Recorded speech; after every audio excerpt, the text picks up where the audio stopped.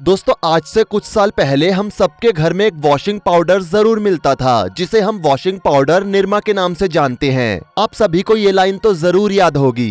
दूध सी सफेदी निरमा से आए, रंगीन कपड़ा भी सिल सिल जाए। इस लाइन को बड़े बूढ़े और बच्चे मजे मजे में गाया करते थे। लेकिन क्या थी इस निरमा की कहानी? पूरी मार्केट में अकेला राज करने वाला निरमा आज बहुत कम दिखाई देता है। एक समय में पूरे मार्केट पर 60% शेयर देने वाला निरमा आज सिर्फ 5 से 6% शेयर के हिस्से में ही सिमट कर रह गया है। आखिर कैसे डूबा निरमा, क्या आपने कभी सोचा है? और अगर निरमा डूब गया तो निरमा के मालिक करसन भाई पटेल को भी लॉस हुआ होगा, लेकिन ऐसा नहीं हुआ है। आपको जानकर हैरानी होगी कि करसन भाई पटेल निरमा के इतने सारे शेयर गिरने के बाद भी आज दुनिया के सबसे अमीर लोगों में से एक हैं। जी हाँ दोस्तों, असल में निरमा की इस पूरी कहानी की शुरुआत होती है करीब साल 1945 के आसपास, जब गुजरात के पोर्टर में करसन भाई पटेल का जन्म हुआ था। इनके पिता खोड़ीदास पटेल एक गरीब किसान थे, लेकिन गरीबी के बावजूद भी करसन के पिता ने उन्हें अच्छी शिक्षा दिलाई। करसन भी बचपन से पढ़ने में बहुत होशियार थे और करसन ने केमिस्ट्री से ग्रेजुएशन किया।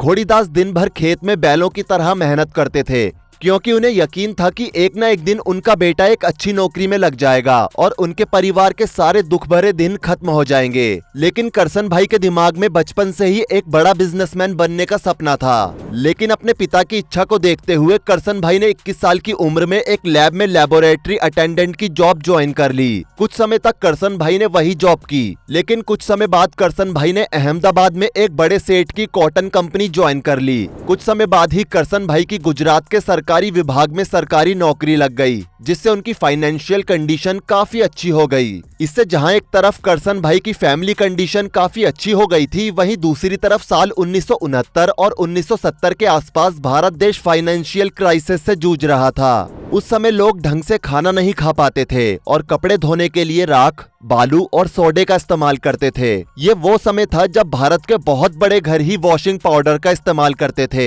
ऐसे में गरीबों के लिए वॉशिंग पाउडर का इस्तेमाल करना एक सपने जैसा था। जब करसन भाई ने इस चीज को देखा और इस परेशानी को समझा तो उन्होंने अपना केमिकल वाला नॉलेज इस्तेमाल करके इस क्षेत्र में क्रांति लाने की सोची। वो अपने इस आइडिया के बारे में ज्यादा से ज्यादा सोचते थे कि कैसे सस्ते और कम दाम में हम लोगों को अच्छे से अच्छे वॉशिंग पाउडर को दे सकते हैं। और जब भी उन्हें अपने काम से फुर्सत मिलती थी तो वो लैब में केमिकल टेस्ट किया करते थे कि कैसे भी करके कोई ऐसा फॉर्मूला मिल जाए जिससे हम भारत के हर गरीब के घर वॉशिंग पाउडर पहुंचा सकें। लेकिन कहते हैं ना कि जब इंसान कुछ बहुत बड़ा करने की फिराक में होता है तो भगवान भी उसकी परीक्षा कायदे से लेते हैं, और यही करसन भाई के साथ भी हुआ। असल में एक दिन करसन भाई की लड़की स्कूल से घर आ रही थी, तभी उसे किसी कार ने टक्कर मार दी और ये टक्कर इतनी जोरदार थी कि करसन भाई की लड़की की मौके पर ही मौत हो गई। करसन भाई की बेटी का नाम निरुपमा था और करसन भाई सबसे ज्यादा प्यार अपनी बच्ची से ही करते थे, इसलिए उन्हें बार बार अपनी बच्ची निरुपमा की याद आती थी। लेकिन करसन भाई ने भी ठान लिया था कि अब वो अपनी बच्ची का नाम इस दुनिया में हमेशा के लिए अमर कर देंगे। और अब वो दिन रात लैब में ही वॉशिंग पाउडर के लिए टेस्ट करने लगे। उनका हर टेस्ट फेल हो रहा था, लेकिन उन्हें अपने ऊपर विश्वास था और आखिरी में वो दिन आ ही गया जब उन्हें वो फॉर्मूला मिल गया जिससे सस्ते और अच्छे वॉशिंग पाउडर का निर्माण किया जा सके। अब स्वतंत्र भारत को उसका पहला ऐसा वॉशिंग पाउडर मिल गया था जो कि आने वाले कुछ सालों में इंडियन मार्केट में रेवोल्यूशन का काम करने वाला था। इस वॉशिंग पाउडर का नाम उन्होंने रखा निरमा, क्योंकि उनकी बेटी का नाम निरुपमा था और करसन भाई उसे प्यार से निरमा ही कहते थे। दोस्तों अब सब कुछ तैयार था। अब करसन भाई को अपना ये प्रोडक्ट भारत के बाजार में उतारना था और उसके लिए करसन कई होलसेलर्स और रिटेलर्स से मिले, लेकिन किसी ने भी उन्हें सीरियस नहीं लिया, बल्कि उनका मजाक ही उड़ाया। अब करसन भाई सोच में पड़ गए कि आखिर क्या किया जाए। उनके दिमाग में बस दो चीजें चल रही थी। पहली तो ये कि वो अपनी सरकारी नौकरी छोड़कर इसे लोगों के घर घर बेचें, और दूसरी ये कि वो सब कुछ छोड़कर वापस से अपनी सरकारी नौकरी में चले जाएं। लेकिन उन्हें ये दोनों चीजें नहीं करनी थी। वो एक बेस्ट आइडिया की तलाश में थे और जल्द ही उन्हें वो बेस्ट आइडिया मिल भी गया। अब करसन जब सुबह ऑफिस के लिए घर से निकलते तो इस वॉशिंग पाउडर के कुछ पैकेट्स को वो अपनी साइकिल में बांध लेते और रास्ते में पड़ने वाले घरों में वो अपने ये पैकेट्स देते जाते। उन्हें इस बात का कोई डर नहीं था कि शुरुआत में लोग उनके बारे में क्या सोचेंगे। सोचेंगे और उनके प्रोडक्ट के बारे में क्या कहेंगे। और आपको जानकर हैरानी होगी कि शुरुआत में लोगों ने निरमा वॉशिंग पाउडर को लेकर कोई खास बात भी नहीं की थी, लेकिन लगातार इस्तेमाल से लोगों ने इस वॉशिंग पाउडर को पसंद करना शुरू कर दिया। अब लोग खुद करसन से इस वॉशिंग पाउडर को मांगने लगे। औरतें अपने आसपास इस पाउडर के बारे में बातें करने लगी कि ये उस राख और मिट्टी की टिकिया से तो अच्छा ही है जिसे हम पहले इस्तेमाल करते थे। धीरे धीरे लोगों में निरमा नाम का ये प्रोडक्ट लोगों द्वारा ही प्रमोट किया जाने लगा। उस समय निरमा के उठने का एक और कारण था। असल में उस समय हिंदुस्तान यूनिलीवर की तरफ से आने वाला सर्फ, जिसके 1 किलो के पैकेट का प्राइस 13 रुपए था, और 13 रुपए उस समय एक बड़ी रकम थी। जबकि करसन भाई ने जो अपना प्रोडक्ट लॉन्च किया था, जिसे हम सब निरमा के नाम से जानते हैं, उसके 1 किलो का पैकेट सिर्फ 3 रुपए का था। आधे से भी आधे दाम में लोगों को वो चीज मिल रही थी जो कि उस समय के रईस इस्तेमाल करते थे। उसके बाद करसन भाई ने कस्टमर्स को और भरोसा दिलाने के लिए एक स्लोगन जारी किया। करसन भाई का कहना था कि अगर निरमा किसी भी कपड़े को साफ करने में फेल हो जाता है तो ग्राहक का पूरा पैसा लौटा दिया जाएगा।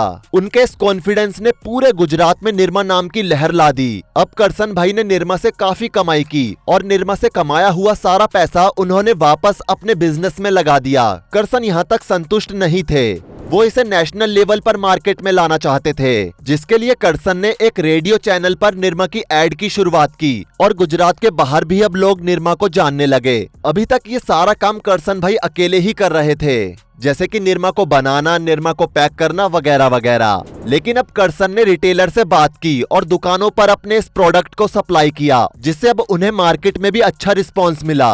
अब करसन जॉब और बिजनेस के बीच में फंस चुके थे। ना तो उनसे अच्छे से जॉब हो पा रही थी और ना ही बिजनेस। इसलिए उन्होंने साल 1972 में अपनी सरकारी नौकरी को पूरी तरह से अलविदा कह दिया और पूरा ध्यान अपने व्यापार में लगा दिया। इसके बाद अहमदाबाद के पास ही करसन भाई ने एक छोटी सी जमीन पर निरमा का प्लांट लगाया और कुछ लोगों की मदद से इस व्यापार को और ऊंचाइयों पर ले गए। हाल ये हुआ कि साल 1988 तक निरमा मार्केट में एक बड़ा नाम बन चुका था, लेकिन कहीं ना कहीं दुकानदारों के मन में एक डर अभी भी बैठा था, क्योंकि सर्फ की पकड़ मार्केट में तेज थी और दुकानदारों को लगता था कि अगर हम निरमा का ज्यादा स्टॉक उठा ले तो कहीं ये अनसोल्ड ना रह जाए। कुछ दिनों बाद करसन ने निरमा का एड लॉन्च किया, जो कि कुछ इस प्रकार था।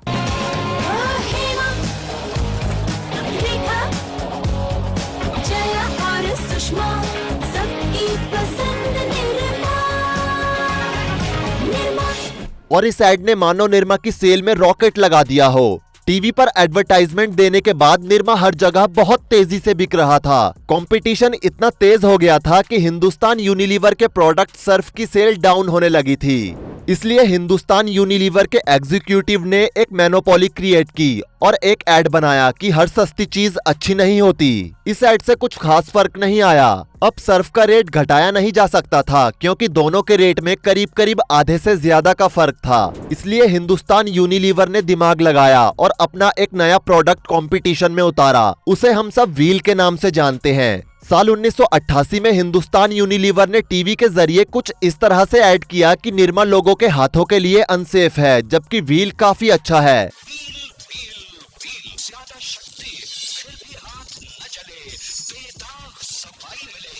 हिंदुस्तान यूनिलीवर ने व्हील के लिए बहुत मार्केटिंग की, उसका फर्क भी पड़ा। लेकिन उसी समय मार्केट में एक नए खिलाड़ी की एंट्री हुई, जिसे हम सब घड़ी के नाम से जानते हैं। RSPL वालों का ये ब्रांड सबकी सेल खा गया। निरमा के ओनर को समझ आ रहा था कि अब ऐसे काम नहीं चलेगा, इसलिए उन्होंने निरमा का एक बाथ सोप लॉन्च किया। इसका ये वाला एड तो आपको याद ही होगा। तुम हुस्न परी, तुम जाने जहां, तुम सबसे हंसी, तुम सबसे जवान।